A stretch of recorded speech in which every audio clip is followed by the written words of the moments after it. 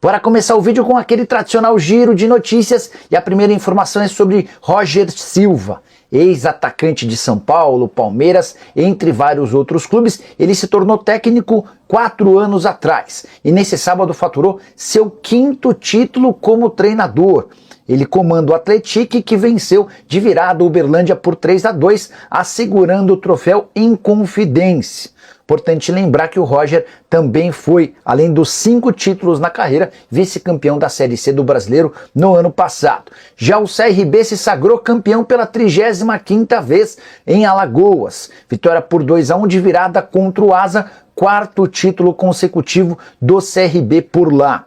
Bora contar também que o Ceará largou na frente na final do Campeonato Cearense, vitória por 1-0 contra o Fortaleza, o único gol da partida marcado por Fernando Sobral de pênalti na reta final do jogo. Momento bem legal do Ceará contra o Fortaleza, são 7 jogos de invencibilidade, com 3 vitórias do Vovô e 4 empates. Fortaleza, mesmo com folha salarial mais alta, não vence o rival desde 2023.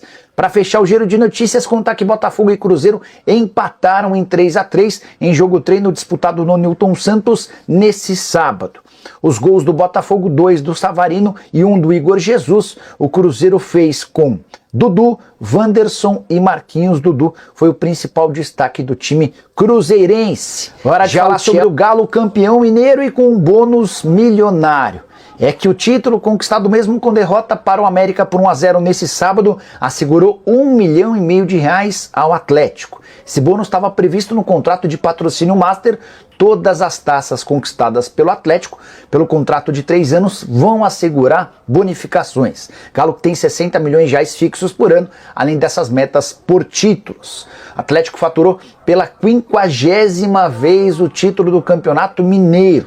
Bora falar agora sobre o Flamengo, que está mais perto de faturar cerca de R$110 milhões pela transferência de Carlos Alcaraz. É que o meio-atacante argentino foi titular mais uma vez nesse sábado vestindo a camisa do Everton. Já são 3 aparições pelo time inglês. Você sabe que o contrato de empréstimo com o Everton prevê a obrigação da compra junto ao Flamengo se ele for titular por 6 partidas. Ou seja, o Alcaraz só precisa jogar mais 3 vezes nas 9 rodadas que ainda faltam da Premier League para que o Everton tenha a obrigação de compra. Jogador que havia custado, quando comprado no ano passado, R$120 milhões.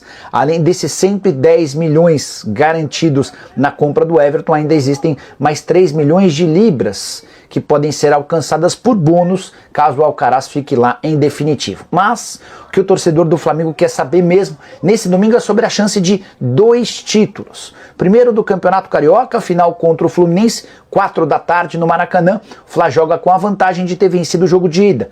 Qualquer empate garante o título ao Flamengo, assim como qualquer vitória. O Fluminense precisa vencer por 2 gols de diferença. Caso vença por 1 gol, a decisão vai para pênaltis. A segunda chance de taça pro Flamengo nesse domingo vem da Libertadores da América Sub-20. Flamengo e Palmeiras se enfrentam às 8 da noite no Paraguai e o Flamengo tenta o bicampeonato consecutivo do torneio. Hora de falar Bavi, final do Campeonato Baiano, partida de ida. Jogo marcado para as 18 horas e o Bahia vem de uma semana mais positiva do que o adversário. É que o tricolor venceu o Boston River por 1-0 e assegurou vaga na fase de grupos da Libertadores, algo que não acontecia há 36 anos. Por sua vez, o Vitória foi eliminado em casa da Copa do Brasil, depois de derrota para o Náutico por 2-0. Bahia que não perde para o Vitória há 4 jogos, 1 vitória e 3 empates nos últimos confrontos. Preciso falar agora sobre o São Paulo, que está fora de competições por conta da eliminação no Campeonato Paulista, mas segue ganhando dinheiro graças ao Palmeiras. Primeira entrada de grana se deu com a semifinal do Paulistão. Você lembra que o jogo único foi disputado no Allianz Parque, certo? O regulamento do Campeonato Paulista previa 50% da bilheteria para cada um dos clubes. Na oportunidade, mais de 38 mil pessoas estiveram no estádio Alviverde, gerando uma renda bruta de 5,2 milhões. Com os descontos sobraram 3.700.000 e dá para dizer que o Palmeiras, ou melhor, que o São Paulo embolsou pouco mais de 1.800.000 reais, mesmo valor a que teve direito o Palmeiras. Não bastasse essa grana que veio de ingressos comprados por torcedores palmeirenses, até porque no futebol paulista os clássicos podem ter presença apenas de torcedores do time da casa. O São Paulo também vai ganhar nos próximos dias uma pequena parcela da transferência do Lucas Evangelista do Red Bull Bragantino pro Palmeiras. Evangelista que foi formado na base do Desportivo Brasil, mas também jogou no São Paulo. Ele ficou basicamente 2 anos antes de ser negociado em definitivo com a Udinese. Portanto, dos 4 milhões de euros que o Palmeiras vai pagar ao Red Bull, esse valor equivale a mais ou menos 25 milhões, o São Paulo fica com 1% ou mais ou menos 250 mil reais, somado à bilheteria do clássico, dá para dizer que o Palmeiras desembolsará com o Verdão cerca de 2 milhões de reais. Bora falar agora sobre o Palmeiras. Juninho Capixaba pode ser contratado pelo Verdão. Essa é a mais nova especulação nas redes sociais envolvendo palmeirenses. Juninho Capixaba, que tem 27 anos de idade, pertence ao Red Bull Bragantino. Você sabe que Palmeiras e Red Bull têm feito uma série de negociações recentes. John, jogador da base do Palmeiras, é hoje o camisa 10 do Red Bull.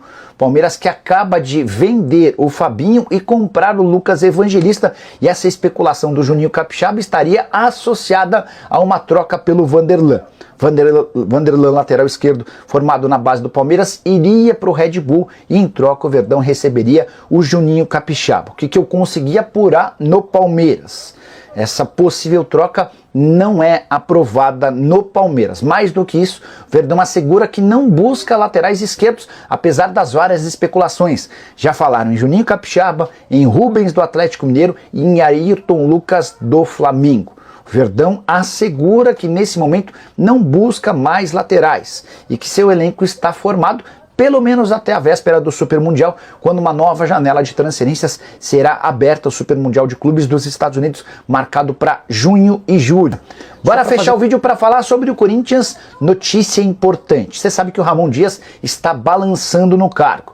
Uma derrota forte, acachapante para o Palmeiras no Allianz Parque pode determinar ainda nesse domingo a dispensa do treinador argentino, que só fica no timão pro Brasileiro e para a Sul-Americana e Copa do Brasil se vencer o título estadual. Pois bem, quero contar para vocês como funciona a multa rescisória no contrato do Ramon.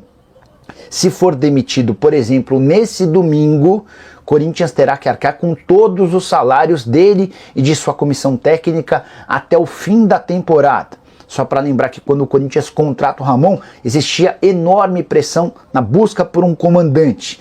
E o Corinthians acabou cedendo e aceitando essa exigência de pagamento dos salários até o fim do contrato.